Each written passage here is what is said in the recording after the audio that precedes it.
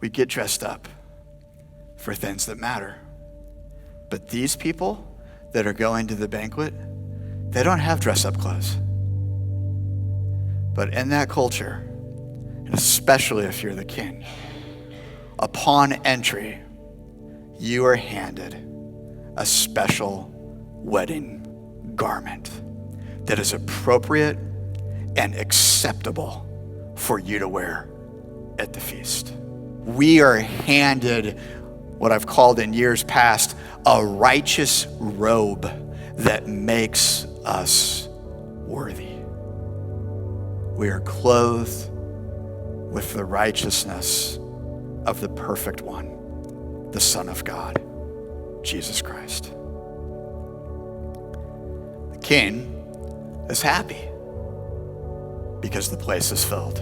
And he's looking and he's going, welcome, welcome, welcome, welcome, welcome. And all of a sudden he looks and goes, and he calls him friend. Friend? How did you get in here without a wedding garment? Now this would be outrageously, obnoxiously unfair if the king did not provide the wedding garment. How can you expect people to come in who don't have something to have something? But all of it had been provided. So the king says, where's your wedding garment?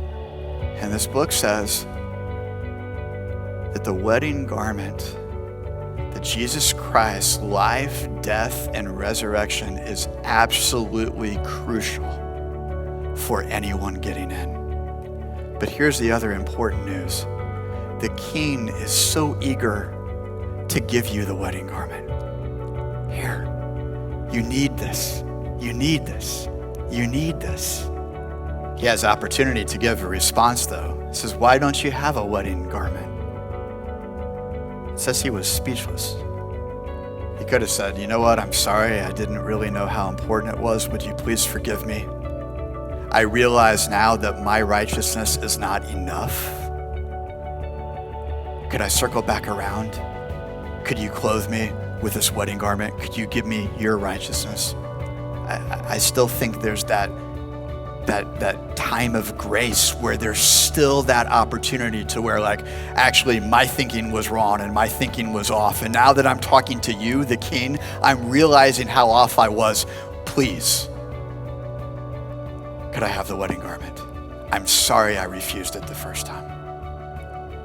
I think that's present because not that personal experience is everything, but I have rejected the wedding garment before.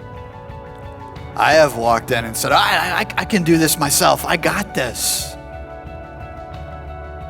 So here's Jesus loving you and me enough to say, I want to be honest with you. My son lived a life that you can never live. He died a death in your place on the cross, and he rose from the dead. And while he was still on the cross, he said, Father, forgive them. They don't know what they do. And then my Father, who did offer you forgiveness, is inviting you and me to an incredible wedding. The only difference is he gets to pick the day and he gets to hand you the clothes. And you have to determine, am I going to submit and surrender to him picking the day and clothing me?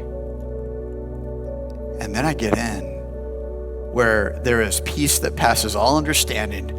There is joy unspeakable and full of glory. And the thing that my heart most thirsts for, I get.